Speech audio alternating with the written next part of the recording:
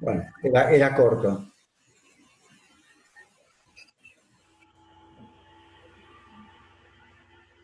Tiene un error que me olvidé de poner a grabar. Así que les voy a subir lo grabado, pero este pedacito lo perdimos. Yo les decía que algunos autores, por ejemplo, Nissen dice que la sociedad es irregular. Pero yo no creo que nosotros en la Argentina podamos declarar irregular a una sociedad en todo el mundo.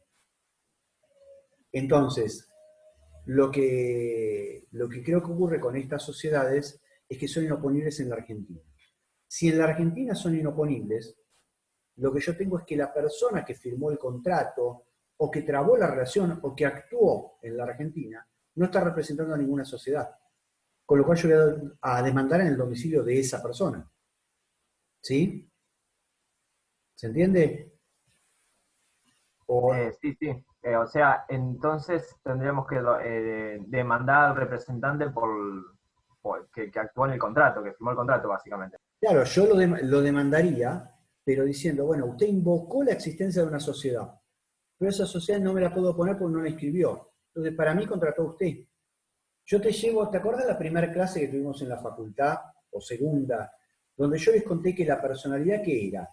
La personalidad era una ficción, un recurso para imputar relaciones jurídicas a un ente. Si ese ente no existe, o no sé si no existe, pero no me lo podés oponer, ¿yo a quién imputo la relación jurídica?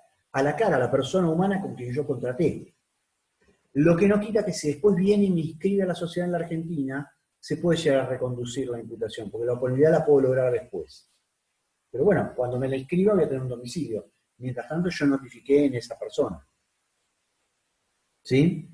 ¿Se Claro, entiende? claro. Bueno, sí, sí, quedó claro, doctor. Bueno. ¿Alguien tiene, Micael, vos levantaste la mano, ¿querés preguntar algo? Sí, si no son nulas, ¿qué ocurre con las sociedades en fraude a la ley? ¿Se aplica la ley nacional? Claro, a ver, lo que te dice la ley es que le aplicás la ley nacional. ¿Qué quiere decir esto? Si la sociedad, por ejemplo, de los tipos se empiezan a regir por los tipos de nuestra ley de sociedades, si son de algún tipo desconocido, que vos lo hubieses reconocido como extranjera, no lo reconocés porque aplicás la sociedad nacional. Si, por ejemplo, es unipersonal y no es sociedad anónima, vos a la sociedad la consideras inexistente y vas contra la persona física. O sea, le aplicás a todos los efectos la ley nacional. En la ciudad de Buenos Aires, en las resoluciones de personas jurídicas, te dicen que estas sociedades están obligadas a nacionalizarse. ¿Qué quiere decir nacionalizarse? Adoptar un tipo de la ley nacional e inscribirse en IGJ como sociedad local. ¿Qué pasa si no lo hacen? Sección cuarta. ¿Está claro? Como una sociedad no inscrita. Sí, perfecto, gracias. Pero no es nula, de ninguna manera. No, no, se aplica la ley nacional. Claro, acordate que esto para cuando lo vean, el 124 es una norma de Derecho Internacional Privado. Fraude a la ley, que es un instituto que lo van a estudiar cuando vean Derecho Internacional Privado. Que es que cuando vos alterás los hechos para lograr que se aplique una ley que no te correspondía, la sanción ¿cuál es? Aplicar la ley que quisiste evitar. ¿Sí? Bueno, ¿alguien más tiene algo con extranjeras? Bueno, acá veo algo que dije al principio, a lo mejor no todos habían entrado. Si alguien escribió en el chat anterior, que tuvo alguna duda, escríbalo de vuelta porque a mí se me borró el chat anterior. Empecé con uno nuevo. Me preguntan cuándo se puede plantear la desestimación de la personalidad. Que supongo que tiene que ver con una pregunta del test donde yo les puse algunos supuestos para que ustedes digan cuándo sí y cuándo no. Si ustedes van al 54 del tercer párrafo, les dice que la desestimación de la personalidad se aplica cuando la sociedad constituya cuando la actuación de la sociedad, o sea, lo que la sociedad hace, que esa actuación no es un acto suelto, tampoco es toda la actividad, es como un punto medio. Hay actuación cuando yo tengo una serie de actos coordinados, ¿sí? No un acto aislado, tampoco tiene que ser toda la actividad. Entonces, la actuación de la sociedad constituye un recurso, un mero recurso, dice la ley, para perseguir fines extrasocietarios. O sea, yo tengo una sociedad, pero su actuación persigue fines que no son los de la propia sociedad. O cuando la actuación sea un mero recurso para evadir la ley, perjudicar a terceros, violar el orden público. Si ustedes después tienen el proceso. Entonces, ¿dónde está la clave? Después también pueden ir al 144 del Código Civil y Comercial, que regula con algunos sutiles cambios, pero no es tan distinto. De todos modos, yo tengo para mí que si chocan uno y otro, se aplica el 54. Entonces, ¿qué se aplica acá? Desestimación de la personalidad. ¿Qué quiere decir desestimación de la personalidad? Esa actuación que fue utilizada en contra, porque el legislador no le dio personalidad jurídica para violar la ley, perjudicar a terceros, violar el orden público. Entonces, esa actuación se va a imputar a los socios o a los controlantes. ¿Qué quiere decir esto? Si la sociedad, por ejemplo, fue creada al solo efecto de poner en su cabeza inmuebles que son de los socios para evitar que los acreedores de los socios puedan llegar a ellos. Yo demuestro esa actuación y lo que logro es que esa actuación, comprar los inmuebles, se le impute a los socios. Entonces, para quien demanda, no para todo el mundo, para quien demanda por desestimación, los inmuebles son de los socios y ellos como acreedores de los socios los pueden atacar. ¿Se entiende eso? No sé quién hizo la pregunta, Miriam. Espero que esté ahora. ¿Se entiende entonces? La idea es, primero, no es un tema de responsabilidad, a pesar de que tenga conexo una responsabilidad. El tema es de imputación. Cuando la sociedad es mal utilizada, cuando es utilizada como un recurso para perjudicar a terceros. Por ejemplo, hay una pregunta típica, muchos sostienen que en derecho laboral, si la sociedad paga sueldos en negro, se aplica la desestimación, porque algunos fallos lo han dicho. Después han venido muchos fallos que dijeron lo contrario. La Corte dijo en Palomeque lo contrario. Con lo cual la jurisprudencia podría estar controvertida. Ahora, yo no me animaría a tomar un punto definitivo. Si la sociedad está creada para contratar empleados en negro, la sociedad por ende es absolutamente insolvente. Y yo demuestro, o no que está creada para eso, pero demuestro que su actividad es un mero recurso para tener personal en negro, ahí se aplica. Ahora, que una sociedad pague sueldos en negro, o libre cheques sin fondos, o cometa cualquier otro ilícito que tiene que ser sancionado por la norma que corresponda, no quiere decir que la sociedad es un mero recurso para hacer eso. ¿Se entiende la diferencia? Una cosa es delinquir, el delito civil merece la sanción que corresponda. Otra cosa es que la sociedad sea utilizada como un recurso para, de este modo, hacer el delito. Ustedes me dirán, bueno, la línea puede llegar a ser gris. Bueno, habrá que probarlo en el caso. Si la sociedad fue constituida, o a lo mejor no fue constituida para eso, pero hoy la sociedad libró 800 cheques sin fondos. Esos 800 cheques no tienen contrapartida en bienes que están en la sociedad. Yo diría que acá hubo un abuso de la personalidad jurídica y que se aplica la desestimación. Ahora, que una sociedad libre 1, 2, 10 cheques sin fondos, como lo hacen tantos empresarios, merece la sanción del Código Penal en su caso, o la sanción de la ejecución de los cheques, o hasta la responsabilidad, a lo mejor, del director que libró los cheques sin fondos, pero no necesariamente la desestimación. ¿Está claro? No se ven que la desestimación es la figura para ir contra los socios, no contra los administradores. Contra los administradores tenemos los temas de responsabilidad que están en la otra unidad, en la de que es autoridad del órgano y administración. Acá estamos hablando de responsabilidad de los socios, o no de responsabilidad, de imputación del supuesto donde alguien demanda y dice, acá hubo alguien que utilizó a la sociedad para burlar la ley. Entonces yo voy contra esa persona, contra los socios. ¿Se entiende? Miren que esto es un tema sensible cuando lleguemos a la época de los exámenes, es un tema que lo solemos evaluar. Necesitamos que entiendan muy bien, si ustedes van a cualquier libro o artículo, incluso la ley de Nissen que la tienen en la biblioteca virtual, lo van a poder entender bien. Pero la idea es eso, es descorrer el velo, o sea, imputar directamente a los socios que están atrás de la sociedad toda la actuación que en realidad no fue realizada para perseguir objetos sociales, sino con otros fines. Perjudicar a terceros, fines extrasocietarios, violar el orden público, violar la ley, ¿sí? Pero no una mera violación de la ley. A eso apuntaba la pregunta de hoy. ¿Esto cuándo se puede plantear? alguien me pregunta si cuando la sociedad no realiza la actividad indicada en el objeto social también. Y en principio sí, hay que ver el caso, pero en principio sí porque sería un fin extrasocietario. Lo que pasa es que, acuérdense del notoriamente extraño. Si la actividad que realizan no es notoriamente extraño, sino que hay un leve desvío, no sería razón para desestimar. Pero si es evidente que, por ejemplo, no sé, la sociedad tiene objeto agropecuario y compró, no sé, un departamento en Miami, y yo me animaría a decir que ahí hay un desvío del interés, hay un fin extrasocietario. Salvo que me demuestren qué vínculo había entre ese departamento y la actividad agropecuaria. Con lo cual puede ser, no digo que automáticamente por realizar una actividad no indicada en el objeto social, pero podría ser un indicio del fin extrasocietario. ¿Alguna otra duda con desestimación? ¿No? Y acá alguien me pregunta por responsabilidad de administrador de hecho. Primero, desestimación ya estamos, ¿no? Bueno.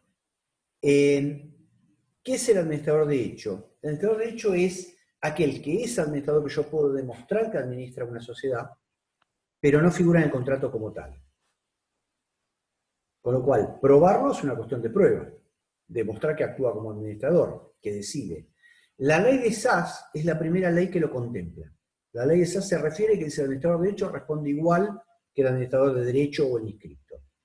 En las demás sociedades no está previsto, pero toda la doctrina y la jurisprudencia es pacífica que si uno demuestra que una persona actuó como administrador, tiene la responsabilidad de los administradores.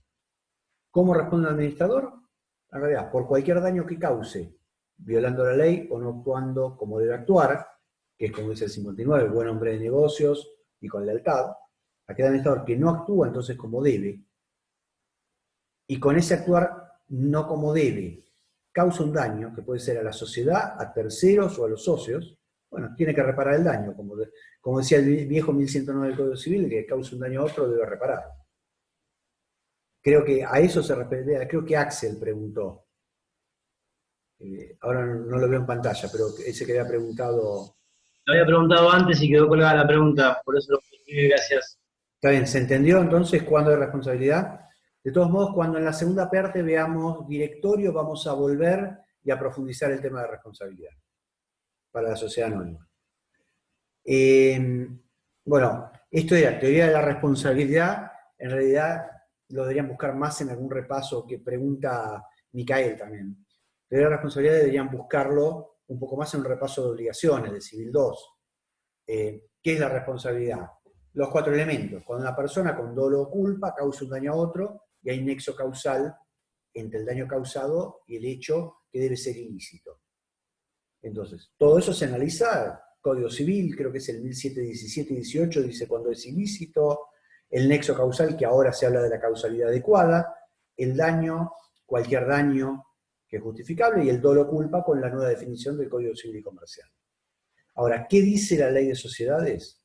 Primero, para ver cuándo es ilícito me da una pauta, me dice cómo debe obrar el administrador. Lo dice en el artículo 59. Entonces ya sé que si no obra así, el acto es ilícito. Cuando ese acto ilícito causa un daño, ¿a quién puede dañar un administrador en ejercicio de sus funciones? A los socios, a la sociedad o a terceros. Cualquiera de ellos puede demandar por su responsabilidad. Y el administrador tendrá que indemnizar.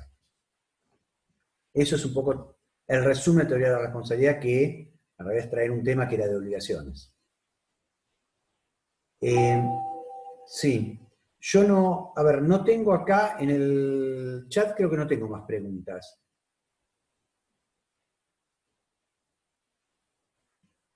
Bueno, si nadie levanta la mano, sí, Micael. Me había quedado sobre exclusión del socio. ¿Qué derechos puede ejercer, aparte del de información? Está relacionado con el derecho a voto. ¿Lo puede ejercer igual? A ver, ahí vamos a distinguir en cuál de las dos exclusiones. Si la exclusión es por falta de aporte, se produce el efecto de inmediato, con lo cual yo diría que acá no puede ejercer ningún derecho porque dejó de ser socio, y si quiere pedir algo se va a tener que pedir a un juez como medida cautelar. Para la sociedad dejó de ser socio. Ahora, en la exclusión del 91 por justa causa, es al revés. En principio sigue siendo socio hasta que se dicte sentencia. Lo que pasa es que la medida cautelar habitual que la prevé la ley es que mientras se hace el juicio de exclusión, el socio sea suspendido. Es muy habitual que yo le demuestre al juez que hay presumiblemente el fumus boni iuris, el humo de buen derecho, es muy probable que el juez lo suspenda a ese socio mientras dura el juicio. Y ahí que yo creo que le subí un artículo de doctrina, ya no me acuerdo de quién, que decía qué derechos tiene este socio suspendido por medida cautelar. Y que decía, derecho de información seguro que sí. Que yo estoy de acuerdo. Ahora, todos los derechos, en realidad, el socio se lo tiene que pedir al juez que decretó la cautelar, porque es el que administrará las reglas de esa medida cautelar de suspensión. Yo creo que voto claramente no, dividendos no, a lo sumo un embargo sobre dividendos, pero no los dividendos, y el derecho de información parecería ser que sí, pero siempre va a depender del juez que administra la cautelar. La sociedad pide la cautelar de suspensión y el socio podrá pedir, bueno, está bien, acepto que me suspenda, pero quiero seguir informado, quiero que me manden los balances, quiero que me permitan preguntar. Y lo decidirá el juez. Ese artículo era un artículo, digamos, que proponía qué derechos había que sacarle y qué derechos había que darle. Pero en definitiva lo define el juez. Era el artículo de Moro, ¿no?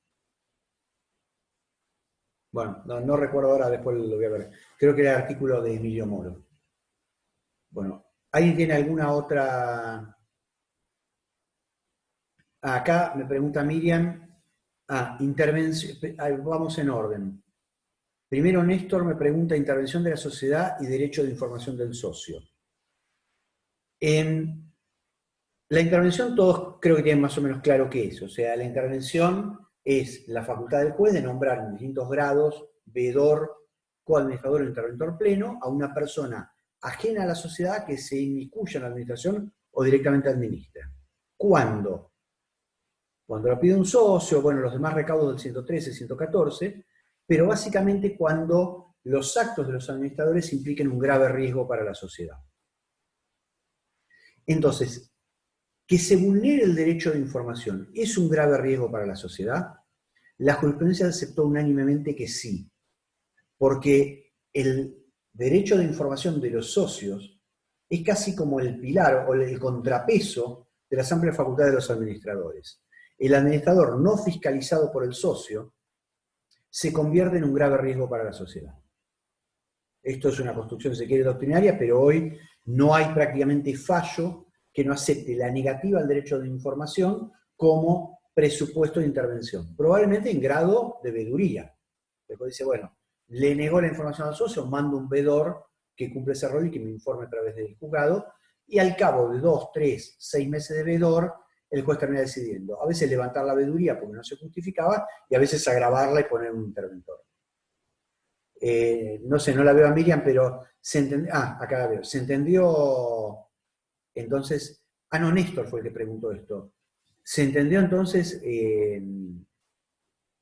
Si justifica, sí, en principio es pacífica la jurisprudencia que justifica la falta del derecho de información, justifica la intervención de la sociedad. ¿Por qué? Porque la falta de control implica un grave riesgo para la sociedad. Está bien, sí, se entendió. Bueno, me alegro. Después sigo una pregunta, esta es la de Miriam. ¿Cuáles son las consecuencias de que un socio tenga un interés personal contrario al social? A ver, el socio puede tener interés personal. El tema es que cuando actúa como socio, anteponga el interés social. Cuando está en la asamblea, o si tuviese alguna actuación en el directorio, tiene que anteponerla. Ahora, en ciertos órganos, por ejemplo, en la asamblea, el socio con interés contrario se tiene que abstener de votar. Artículo 248. En la reunión de directorio, el socio con interés contrario se debe retirar de la reunión. La ley dice, no debe participar de esa parte de la reunión. O sea, no es solo no votar, tampoco intervenir. Para otras sociedades no está regulado. Por ejemplo, la SRL no dice, algunos por analogía aplican la misma norma, no vota. Parece lógico. Ahora, hay una regla mucho más general, que es casi un principio, que proviene del affectio societatis. El socio, cuando se asocia, acepta que el interés social prevalece sobre el propio. Entonces, a partir de ahí, aunque no sea el caso de los que vimos, en donde tengo obligación de abstenerse, lo tiene que privilegiar. Está obligado a privilegiarlo. Y si no, está faltando el affectio societatis. Ahora, ¿qué pasa cuando un socio falta al affectio societatis?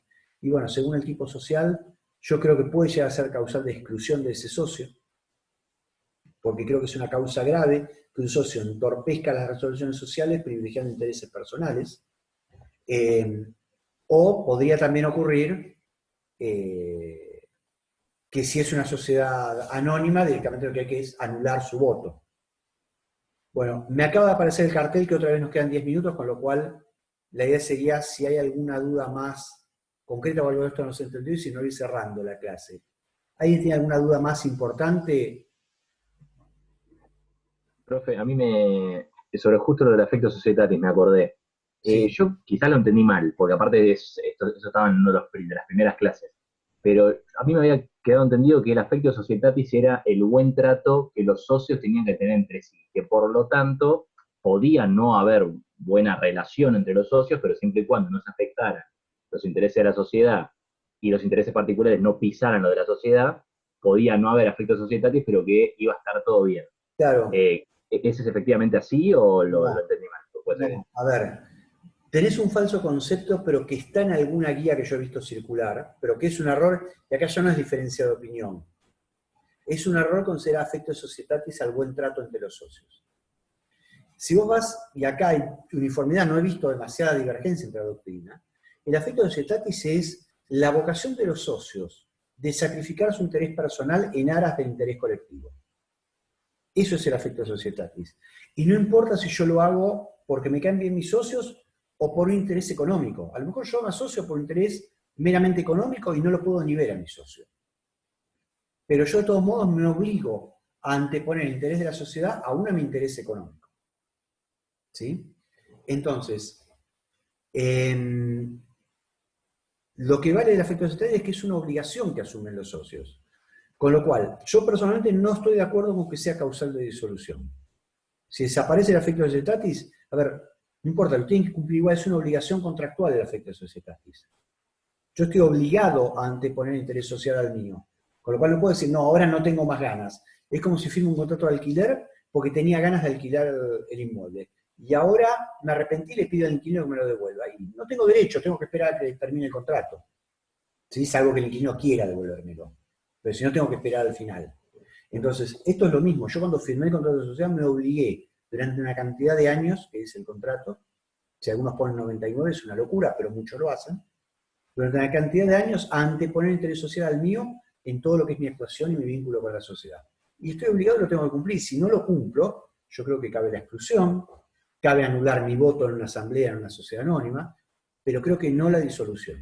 Pero hay jurisprudencia de algunos autores que entienden que es causal de disolución, porque si los socios dejan de tener esta vocación de privilegiar lo común, la sociedad se vuelve inviable. Yo no lo comparto, pero está esa opinión. ¿Se entiende entonces? El concepto de affectio societatis no es lo que la palabra parecería decir, sino que es otra cosa.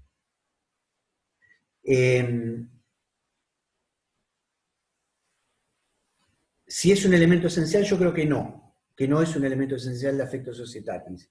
Lo pregunta alguien en el chat.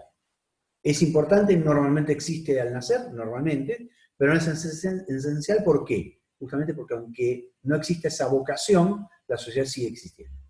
Por eso, ¿es un elemento habitual? Sí, pero creo que mi opinión es que no es esencial. Algún autor puede considerarlo esencial y que la sociedad se disuelve. Hay algún autor que opina lo contrario. Pero mayormente se ha entendido que no, y la jurisprudencia ya va en sentido a que no. Y rapidito, diferencia entre sociedad vinculada y controlada la tiene el artículo 33.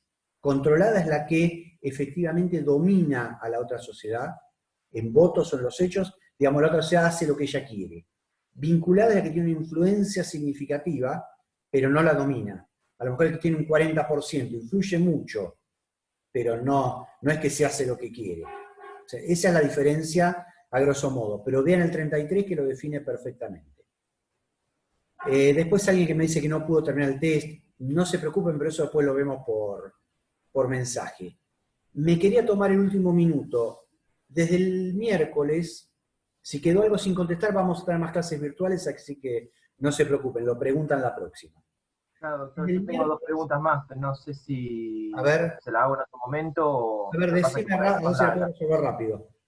No, sobre el tema de la inscripción del instrumento de fusión, del acuerdo definitivo, si era declarativo o constitutivo, y el tema de los contratos asociativos. A ver, la fusión y la escisión son los únicos contratos societarios que la inscripción es constitutiva. ¿Por qué? Si vos lees el artículo de la ley vas a ver que dice, hay fusión cuando enumera todos los requisitos y el último requisito es la inscripción. Entonces, de otro lado, no hay fusión si no hay inscripción constitutiva. Y los contratos asociativos los tenés que ver Código Civil y Comercial. Pero en todo caso, si hay dudas, me preguntás otra clase y amplío el tema. Dale, anótatelo. Está bien, te lo pregunto en la próxima, lo de los contratos. No quisiera que se corte de vuelta sin decirles dos cositas nomás. Desde el miércoles arrancamos con la segunda parte, vamos a empezar otra vez con temas nuevos, y bueno, tienen que volver a leer del libro. Les recomiendo mucho la ley de Nissen, que la tienen gratis en la biblioteca de la facultad. Y vamos a hacer una vez a la semana, en principio los lunes, pero eventualmente lo cambiaremos, una clase como esta, con la idea de que puedan hacer preguntas, y obviamente como va a haber temas nuevos, yo me voy a tomar un rato para explicar, o yo o el docente que la dé, no necesariamente voy a ser yo, nos vamos a tomar un rato para explicar algunas cosas que a lo mejor les vamos a facilitar el estudio con una explicación previa. Vamos a seguir trabajando con estas guías de clase, pues la forma de que ustedes nos vayan siguiendo, la forma de obligarlos a leer, a seguir y que no se nos vayan quedando en el camino. Cosa que en la clase lo logramos con otros métodos, pero acá, por eso el tema de las guías, de que les pedimos que las hagan clase a clase.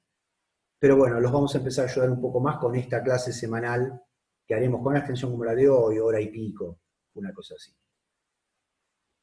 No sé. Si queda alguna duda muy breve, no te digo lo de los contratos asociativos porque me requiere 5 o 10 minutos de explicarlos. Pero anotátelo, la próxima clase que esté yo me lo preguntás y lo vemos. ¿Sí? Listo, dale, doctor.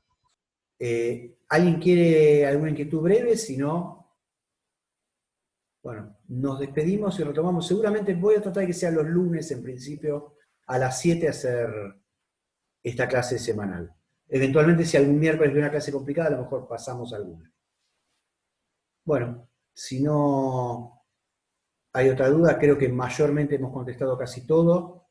Y bueno, y les vuelvo a decir, ahora van a encontrar las notas que vi que son flojas, pero probablemente la corrección del test es muy dura y era complejo, pero la idea era complicarles la vida para que encuentren los problemas.